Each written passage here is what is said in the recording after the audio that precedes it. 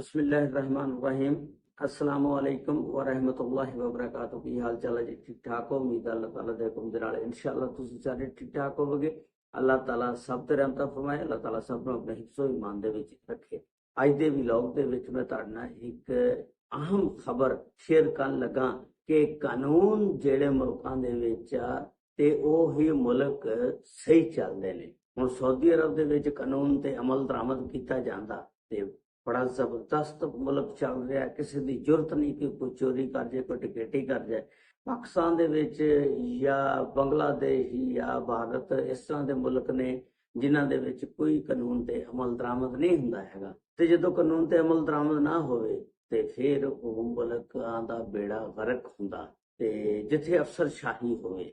ते इसे तरह का यह वाकया जिहड़ा सऊदी अरब का आ, ਇਹਦੇ ਵਿੱਚ ਇੱਕ ਮਿਸਰੀ ਸ਼ਹਿਰੀ ਆ ਜਿਹਦਾ ਨਾਮ ਹੁੰਦਾ ਮੁਹੰਮਦ ਮੁੰਤਸਰ ਅਹਿਮਦ ਯੂਸਫ। ਉਹ ਇੱਕ ਇਲਾਕਾ ਆ ਸਊਦੀ ਅਰਬ ਦਾ ਅਲ ਜ਼ਹਰਾਨ ਮਸ਼ਰਕੀ ਇਲਾਕਾ ਆ। ਉੱਥੇ ਉਹਨੇ ਇੱਕ ਡਾਕਟਰ ਜਿਹੜਾ ਨਾ ਅਬਦੁਲ ਮਲਕ ਬਿਨ ਬਕਰ ਕਾਜ਼ੀ ਨੂੰ ਮਾਰ ਦਿੱਤਾ ਸੀ। 16 ਚਾਕੂਆਂ ਦੇ ਵਾਰ ਕੀਤੇ ਤੇ ਉਹਨੂੰ ਮਾਰ ਦਿੱਤਾ ਸੀ। ਤੇ ਉਹਦੀ ਬੀਵੀ ਦਾ ਇੰਟਰਵਿਊ ਸੀ ਟੀਵੀ ਦੇ ਉੱਤੇ आके ते ओहो आपदीदा भी हो गई, रोन लग पई, आंसू भी आ गए उहदियां अखां चों गल सुणांदी हुई कि उस तो इलावा उन्हें खुशी का भी इजहार किया कि अज उन्होंने फांसी का हुक्म हो गया। ਉਹਦੀ मुकम्मल तफसीलात अज दी इस वीडियो ਦੇ ਵਿੱਚ मैं ਤੁਹਾਨੂੰ ਦੱਸਾਂਗਾ। आओ जी, जे चैनल ते नवे हैं तो चैनल को सबसक्राइब लाइक और शेयर जरूर कर दिया करो। यार तुसीं वीडियो नूं वेखदे जरूर हो लेकिन की है अंगूठे का बटन नहीं दबाना, नाल सबसक्राइब करना वो भी कर दिया करो। बड़ी मेहरबानी, शुक्रिया, अल्लाह खुश रखे। ये वाकया इस तरह के वो जिहड़ी औरत सी सऊदी अरब के टीवी ते आके इंटरव्यू दे रही सी, वो दसदी सी कि मैं बाजार खरीदो फरोख्त करने वास्ते गई ते एक आदमी मेरे को आंदा मिस्री शहरी जिहदा नाम हुंदा मुहम्मद मुंतसर अहमद यूसुफ। आके मैनू कहंदा कि मैनू 500 रियाल दे। ते एक दा बंदा हुंदा ना मंगदा, ਉਹ यानी तड़ी ना कह रहा सी 500 रियाल दे।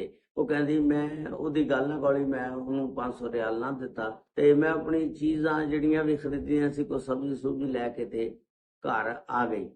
ਤੇ ਸ਼ਾਮ ਨੂੰ ਫਿਰ ਮੈਨੂੰ ਕਾਲ ਆਂਦੀ ਆ ਕਿ ਮੈਡਮ ਤੁਹਾਡਾ ਇੱਕ ਪਾਰਸਲ ਆਇਆ ਤੇ ਉਹ ਤੁਸੀਂ ਵਸੂਲ ਕਰ ਲਓ। ਤੇ ਮੈਂ ਸਮਝੀ ਕਿ ਸ਼ਾਇਦ ਕੋਈ ਹੋਵੇ ਪਾਰਸਲ ਤੇ ਮੈਂ ਜਿਸ ਵੇਲੇ गेट ते गई दरवाजा खोलने वास्ते देखा कि वही जिहड़ा मिस्री शहरी सी महमूद मुंतसर अहमद यूसुफ वो गेट ते खड़ा सी। असी दो मियाँ बीवी सी कमरे दे विच रहिंदे, एक मैं ते एक मेरा शौहर डॉक्टर अब्दुल मलक बिन बकर काजी। ते असी दोए बुढ़े आदमी सी ते साडे घर कोई बच्चा नहीं सी, ना साडी औलाद। असी अपना बड़ी मुश्किल नाल गुजारा करदे सी ਤੇ ਉਹ ਮਿਸਰੀ ਸ਼ਹਿਰੀ ਧੱਕੇ ਨਾਲ ਅੰਦਰ ਵੜ ਗਿਆ। ਵੜ ਕੇ ਤੇ ਉਹਨੇ ਦਰਵਾਜ਼ਾ ਬੰਦ ਕਰ ਲਿਆ ਤੇ ਵੜ ਕੇ ਉਹਨੇ ਅੰਦਰੋਂ ਕੁੰਡੀ ਲਾ ਲਈ ਤੇ ਸਾਨੂੰ ਮਾਰਨਾ ਸ਼ੁਰੂ ਕਰਤਾ। ਜਿਸ ਵੇਲੇ ਮੈਨੂੰ ਉਹਨੇ ਚਾਕੂਆਂ ਦੇ ਕਾਫੀ ਵਾਰ ਕੀਤੇ ਮੇਰੇ ਉੱਤੇ।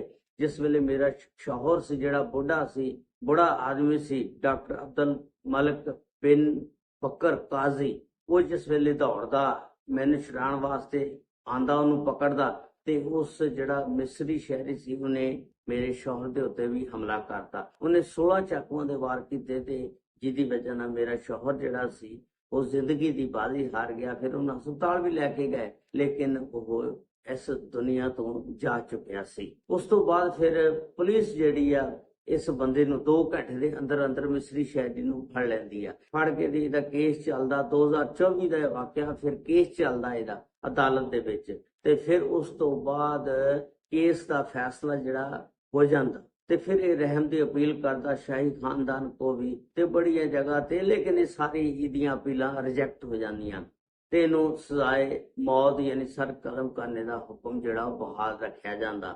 उस तो बाद इस 17 जुलाई तो ਇਹਦਾ सर कलम कर दिता गया।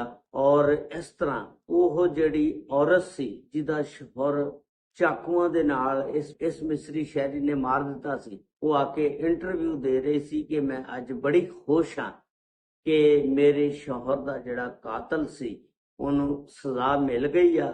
ਔਰ ਮੈਂ ਉਹ ਇਸ ਇੰਟਰਵਿਊ ਨੂੰ ਦਿੰਦਿਆਂ ਹੋਇਆਂ ਉਹਦੇ ਅੱਖਾਂ 'ਚੋਂ ਹੰਝੂ ਵੀ ਆ ਗਏ, ਰੋਣ ਲੱਗ ਪਈ, ਯਾਨੀ ਆਪਦੀਦਾ ਹੋ ਗਈ। ਤੇ ਲੇਕਿਨ ਖੁਸ਼ੀ ਵੀ ਕਹਿੰਦੀ ਮੈਨੂੰ ਬੜੀ ਹੋਈ ਕਿ ਮੇਰੀ ਸ਼ੌਹਰ ਦਾ ਬਦਲਾ ਲੈ ਲਿਆ ਗਿਆ ਤੇ ਮੈਂ ਖੁਸ਼ ਹਾਂ। ਇਸ ਤਰ੍ਹਾਂ ਜਿਹੜੇ ਮੁਲਕ ਕਾਨੂੰਨ ਦੇ ਉੱਤੇ ਪਾਬੰਦੀ ਕਰਦੇ ਨੇ, ਬਿਲਕੁਲ ਅਮਲ ਕਰਦੇ ਨੇ, ਉਹ ਮੁਲਕ ਬਹੁਤ ਅੱਛੇ ਚੱਲਦੇ ਨੇ। ਸਾਡੇ ਪਾਕਿਸਤਾਨ ਦੇ ਵਿੱਚ ਆ ਇੱਕ ਵਾਕਿਆ, ਕੱਲ ਮੈਂ ਵੀਡੀਓ ਬਣਾਈ ਸੀ ਮਾਨਾ ਵਾਲੇ ਦੀ, ਉਹ ਉਸ ਸ਼ੌਹਰ ਨੇ ਕੈਂਚੀਆਂ ਦੇ ਨਾਲ ਆਪਣੀ ਬੀਵੀ ਨੂੰ ਮਾਰ ਦਿੱਤਾ। ਲੇਕਿਨ ਕਾਨੂੰਨ ਜਿਹੜਾ ਨਾ ਉਹ ਸਭ ਲਈ ਇੱਕ ਹੋਣਾ ਚਾਹੀਦਾ। ਇਹ ਨਹੀਂ ਪਾਕਿਸਤਾਨ ਦੇ ਵਿੱਚ ਅਮੀਰ ਲਈ ਹੋਰ ਕਾਨੂੰਨ ਆ, ਗਰੀਬ ਲਈ ਹੋਰ ਆ। ਤੇ ਇਸ ਵਾਸਤੇ ਕਾਨੂੰਨ ਨੂੰ ਇਸ ਤਰ੍ਹਾਂ ਨਾਫਜ਼ ਕਰਨਾ ਚਾਹੀਦਾ ਕਿ ਸਾਰੇ ਉਹਦੇ ਉੱਤੇ ਅਮਲ ਦਰਾਮਦ ਕਰਨ। ਅੱਲਾਹ ਤਾਲਾ ਸਭ ਤੇ ਰਹਿਮਤ ਕਰੇ। ਅੱਲਾਹ ਤਾਲਾ ਸਭ ਨੂੰ ਆਪਣੇ ਹਿਫਜ਼ੋ ਅਮਾਨ 'ਚ ਰੱਖੇ। ਅਸਲਾਮੁ ਅਲੈਕੁਮ ਵਰਹਿਮਤੁல்லாਹਿ ਵਬਰਕਾਤੁਹੂ।